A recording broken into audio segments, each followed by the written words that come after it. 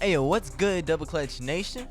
It's Wygos, and we're going to be talking about this season's MVP race, as it's one of the most exciting ones that I have ever got to witness. The MVP, or Most Valuable Player award, isn't chosen by a single metric. It's a mix of tangible and intangible things that lead us to the spot that we are at every season, trying to figure out which player should get over the next without having any concrete reason. Especially recently with the surge in advanced analytics, it makes this discussion for who's MVP harder every year, because someone can just release a stat and be like, oh yeah, this guy, he's done this for the first time in NBA history. I swear I see one of those every single week. Just when you think you have someone pinpointed for your MVP, one of those stats will come out and completely shift the narrative. And sadly, a lot of what the MVP is based off narrative, the way the media covers these players, individuals' bias, players' likabilities, and all of that can subconsciously change your opinion on who deserves the award. It almost used to be as simple as the best player on the best team with a couple outliers, but something that's always been prevalent is voter fatigue. LeBron James should probably have one or two more MVPs than he does. Jordan should probably have more MVPs.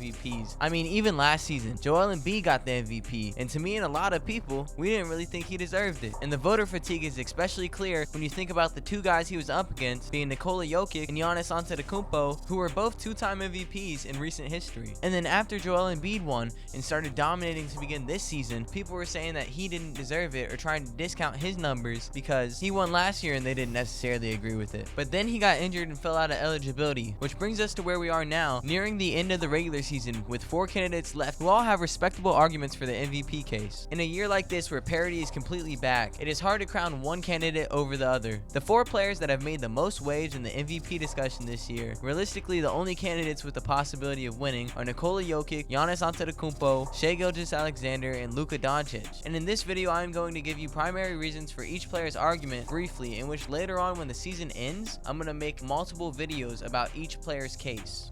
Before we get fully into things, do me a favor and leave a like, subscribe, and hit the notification bell. The first MVP candidate we're going to be discussing is Nikola Jokic. This year, Jokic is averaging 26.5 points per game, a career-high 12.4 rebounds, and 9 assists on one of the top 3 teams in the West. At the time of recording this, the Nuggets currently have a record of 53-24, sitting at the 2 seed behind the Timberwolves. This year, the Joker has only missed 3 games out of 77, and availability is so important, as we know in this league. They made a 65-game requirement for any of the awards in general, so that just goes to show how much the league wants to emphasize availability. This season, he has once again established that he's one of the best basketball minds of all time and is putting up these insane numbers in a year where it doesn't even feel like he's playing his hardest. I mean, it seems like he's waiting until the playoffs to give his full effort, as last year he came off of his first championship absolutely dominating the playoffs. The Nuggets are for sure the team to beat out west and in the NBA in general, but one of the biggest things he's going to have to overcome if he's going to win MVP is voter fatigue and the narratives that the media spins on him. Everyone knows that the media doesn't show Nikola Jokic as much love as the other guys, and because of that, a lot of people don't think of him like the rest of the superstars in the league. There's no doubt that he's the best player in the NBA right now, and the only other thing he's gonna have to worry about is players in this debate putting up really compelling arguments as well. One of those guys who he's gonna have to worry about is Shai Gilgeous-Alexander. He's been absolutely amazing this year, averaging 30.3 points per game, 5.5 rebounds, and 6.3 assists on 2 steals. One of the youngest rosters in the league, and Shai has led this team to the 2 seed out of nowhere with a record of 52-23 at the time of recording. He is taking a jump in his numbers,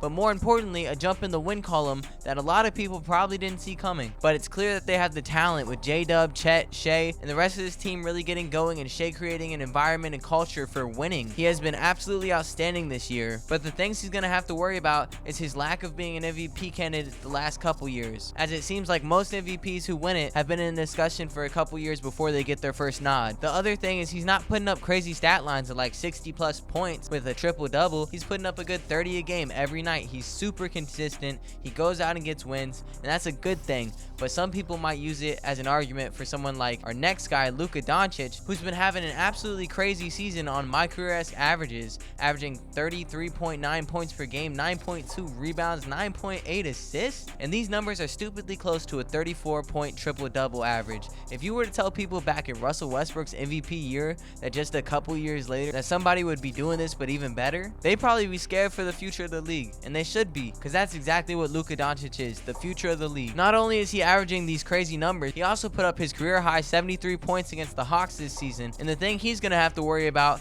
is his team wasn't really winning games to begin this season, but they've made a push recently. They're at 46-30 right now and have won 8 of their last 10 games. They've made a successful push out of the play-in and just passed the Pelicans for the 5 seed. And the whole time, the biggest argument against Luka getting MVP was that his team wasn't a high seed. But now that they're climbing and climbing and climbing, you can't really say that anymore. I mean, obviously, he's not a 1, 2, or 3 seed, but he's no longer in the play-in, and these numbers are insane. He's had 20 triple-doubles this year. He's been in the MVP talks the last couple years, and the only question is if he's really a winning player. You know who is a winning player? Giannis Antetokumpo, former champion, 2-time MVP and Defensive Player of the Year, one of the best players in the league, and this year he's averaging 30.7 points per game, 11.5 rebounds, 6.5 assists with a steal and a block. He is one of the most switchable defenders in the league, and obviously, you're not going to stop him if he wants to get to the basket. You can build your wall, he'll go over it. The biggest problem with his MVP argument is the Bucks this season have severely underperformed based on their expectation, especially because this year he teamed up with Damian Lillard, in which they've spent a lot of time trying to figure out their dynamics together. While doing that, they had a mid-season coaching change in which they fired Adrian Griffin and picked up Doc Rivers, in which they haven't really been a lot better. Giannis, on the other hand, though, is having his best true shooting year of his career and has the best true shooting percentage out of any of the guys on this list. We all know he's absolutely dominant, the best defender on this list, and his voter fatigue isn't going to be as high as Nikola Jokic because his MVPs aren't going to be fresh on the mind of voters. His were before Embiid, his were before Jokic,